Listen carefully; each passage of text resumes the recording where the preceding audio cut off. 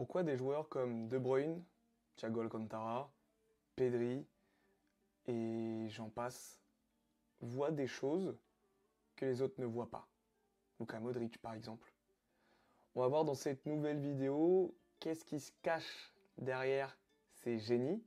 Évidemment, j'ai parlé de milieu de terrain, mais ça peut être aussi très bien des ailiers, comme Yamal, comme Neymar, à leur prime, en tout cas. Pour Yamal, le prime est sûrement en train de venir encore plus haut que ce qu'il vit en ce moment, mais peu importe. On va voir même des études scientifiques qui montrent justement comment le cerveau de ces joueurs fonctionne. Sur un terrain de football, tout va vite. Les appels, les consignes, les duels, les bruits de la foule.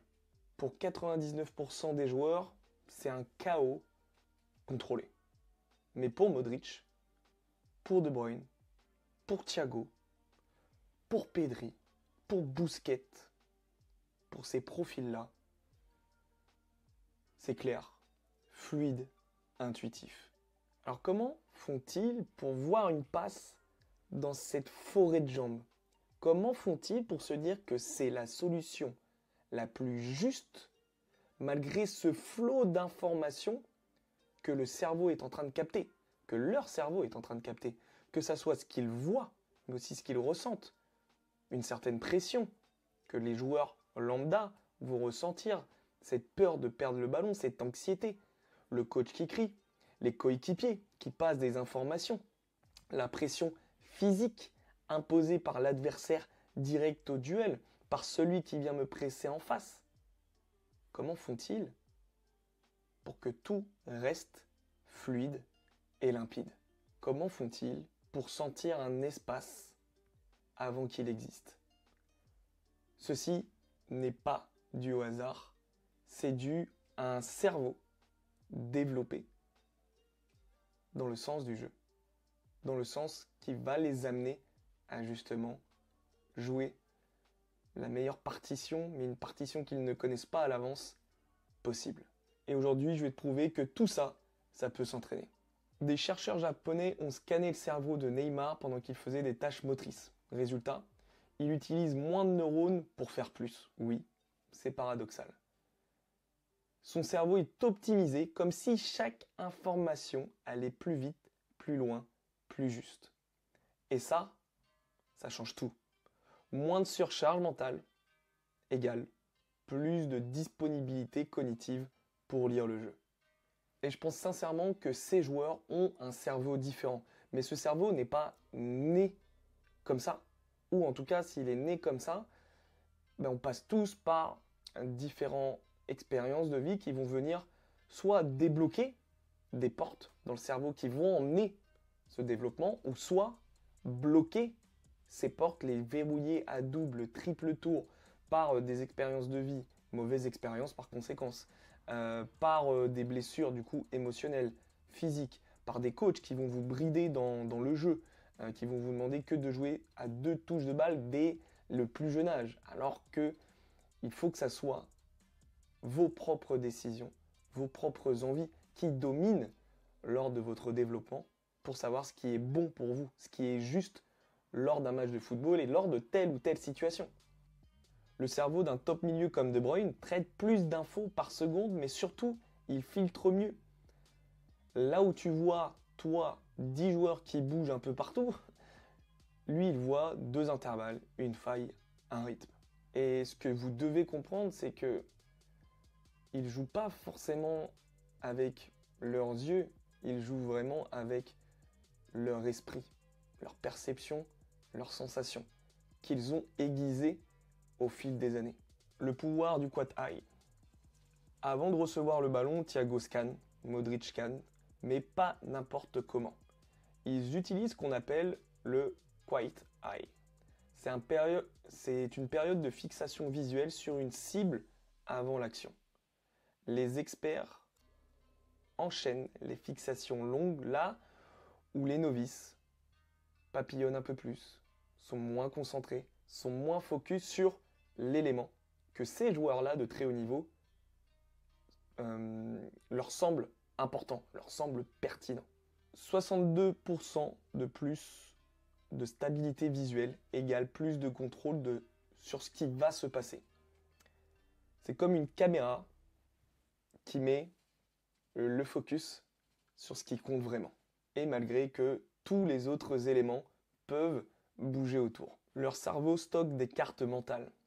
Quand De Bruyne reçoit le ballon, il ne regarde pas autour de lui, car il sait déjà. Parce qu'il a scanné 3 secondes plus tôt. Parce qu'il a scanné 5, 6, 7 fois en l'espace de 10 secondes. Ce n'est pas de l'instinct, c'est une mémoire de jeu. Et écoute bien ce que je vais te dire maintenant. Le cerveau crée une carte mentale du terrain et met à jour les positions en temps réel grâce évidemment aux prises d'informations.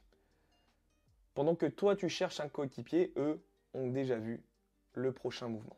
Et ça me rappelle une anecdote lorsque j'ai passé l'un de mes premiers diplômes en tant qu'éducateur.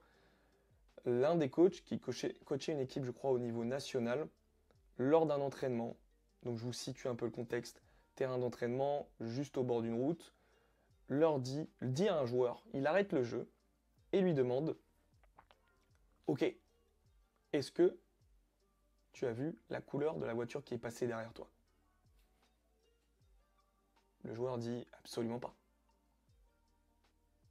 La voiture était rouge, lui dit le coach, d'une manière un peu plus véhémente, comme il nous l'expliquait. Et il explique du coup à ses joueurs que, en prenant l'information, vous devez connaître tout votre environnement. Donc la voiture, la couleur de la voiture, tu aurais dû la voir.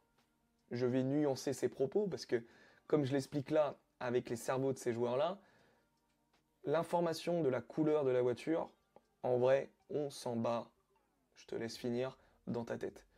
Ce n'est pas une information importante. Par contre, je reviens en effet sur le fait que, en prenant l'information, en scannant son environnement, tu dois savoir, en fermant les yeux, mon latéral gauche est à telle hauteur, mon ailier est rentré à l'intérieur, mon autre milieu est en train de demander le ballon, j'ai mes devs centraux là, l'attaquant est dans mon dos en train de me presser, il est à 3-4 mètres, quel est son comportement?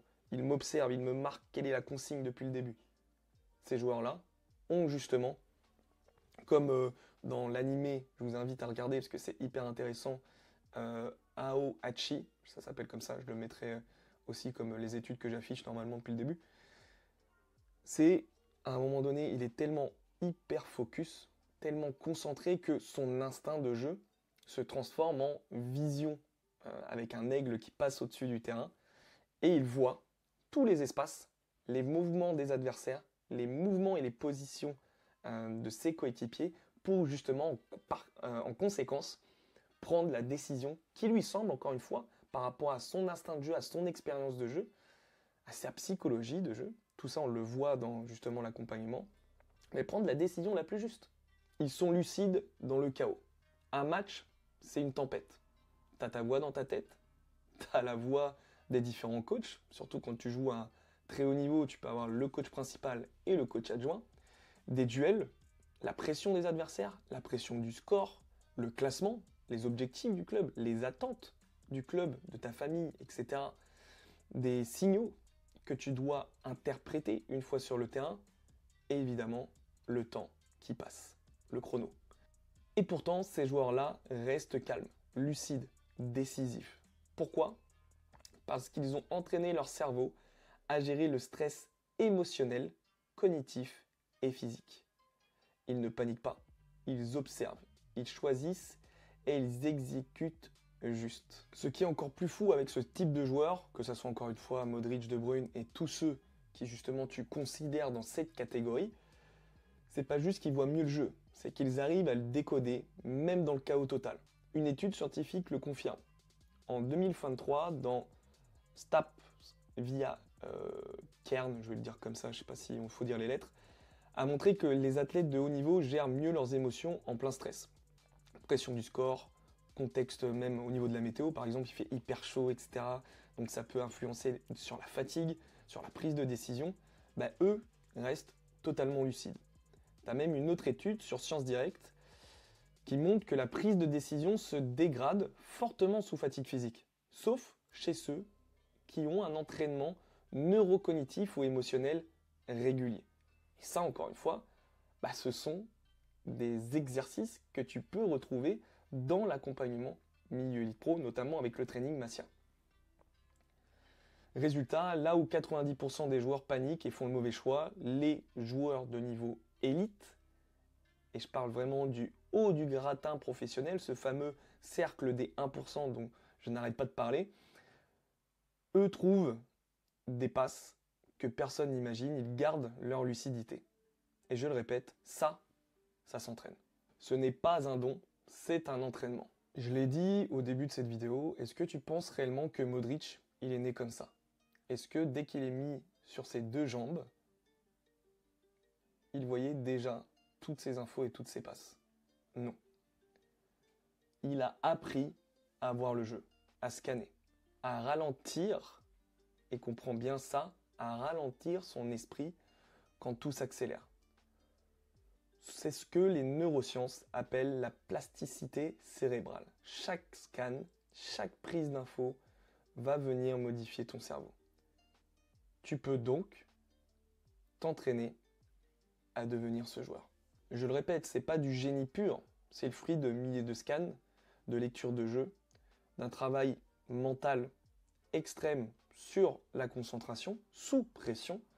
C'est aussi évidemment l'expérimentation, l'essai, ils se sont laissés et ils ont sûrement eu des coachs où eux ont su imposer justement très rapidement leur caractère pour pouvoir expérimenter plusieurs décisions, donc dans plusieurs situations et même dans une seule situation, plusieurs décisions. C'est aussi dû à un environnement. Tu verras que très souvent, les joueurs de football ont eu des pratiques similaires. Jouer pieds nus, un environnement, comment dire, assez précaire. Donc tout ça peuvent t'indiquer dans quel sens tu devrais travailler pour justement débloquer ton instinct. On en parle encore. J'ai pas parlé, mais il y a aussi tout ce qui est état de flow. Quand je parle de être capable de ralentir son cerveau, être calme, mais à la fois être capable de piquer au bon moment, de prendre la décision juste, ben ça fait partie de cet état de flow que tu dois être capable de maîtriser. Et là, encore une fois, c'est quelque chose que l'on travaille dans l'accompagnement. Et ce n'est pas juste une question de mental, d'émotion, de cognitif, l'état de flow. C'est un tout. Si tu dors mal, ça va devenir compliqué d'avoir un état de flow optimal. Donc il y a tout un lien à faire.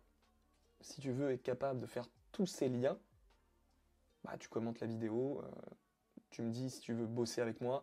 Attention, l'accompagnement dont je parle, il est surtout fait. Alors tu as un niveau 1 pour les niveaux de joueurs R2, R1, N3, potentiellement des joueurs de N2 selon leur profil. Et ensuite, tu as l'accompagnement VIP, là aussi pour certains profils de N2, et ensuite national, Ligue 2, Ligue 1, Liga 2, Première Ligue, Première Division Suisse, etc. etc. Donc si ça te parle, je te laisse commenter sous cette vidéo. Et je reviens rapidement sur l'état de flow et cette fameuse performance du coup instinctive. Je réaffiche encore une fois le nom de celui qui a fait l'étude, l'ami Ali. Je te laisse prononcer encore une fois. Dans Flow, The Psychology of Optimal Experience, le flow est un état optimal, un état mental optimal où le cerveau désactive les zones de suranalyse, le cortex préfrontal, et libère la performance instinctive. Tu peux observer ces moments chez les artistes, les sportifs et même les chirurgiens. Chirurgiens, je le répète parce que j'ai l'impression de l'avoir très mal dit. Ils entrent dans un tunnel où tout devient fluide, naturel, efficace. Le temps dans ce tunnel passe à une vitesse folle. C'est une sensation que tu peux retrouver quand tu joues aux jeux vidéo. Moi, quand j'étais plus jeune, je jouais beaucoup du coup à FIFA. Je pense que c'est le jeu dans ma vie auquel j'ai le plus joué. Tu pouvais te retrouver à commencer par exemple après le collège à jouer à 18h et te retrouver, avec mon père, j'avais pas trop le droit de jouer autant de temps. Mais je pouvais me retrouver à 20h, 21h, à regarder le réveil, parce que j'avais pas forcément de téléphone à cette époque-là, à se dire, waouh, le temps est passé à une vitesse folle. Et c'est quand tu es dans cet état de flow, t'es bien, tu kiffes, tu maîtrises, et à la fois, c'est quand même un défi de gagner tous les matchs sur FIFA selon le script du jeu. Il faut rester concentré. Le fait de négocier, de chercher les bons joueurs, de voir qui augmente le mieux son niveau, bah, c'est pareil dans un match de football. Avoir un adversaire pas trop facile, mais pas extrêmement difficile, te permet de rentrer dans cet état de flow. Et jusqu'à un moment où même l'extrêmement difficile, bah, c'est le très très haut niveau. Donc toi, tu dois être capable d'être un joueur difficile, voire extrêmement difficile à jouer. Encore une fois, je l'ai dit beaucoup dans cette vidéo, mais je ne le dis pas tout le temps sur les autres, donc j'en profite. Ce sont des choses que l'on travaille. Le fait d'être important dans l'équipe, le fait d'avoir du caractère, le fait d'avoir une réputation, un style de jeu. Et encore une fois, ça peut être un style de jeu et à la fois, tu es capable de t'adapter à tous les styles grâce à l'expérimentation que tu vas faire. Donc pour te résumer cette vidéo, je vais reprendre les différentes parties en utilisant peut-être d'autres mots, mais premièrement, les joueurs de ce niveau-là ont un cerveau différent. Ils ont travaillé leur cerveau, alors que ça soit consciemment, en sachant ce qu'ils faisaient. Très souvent, ce n'est pas forcément le cas.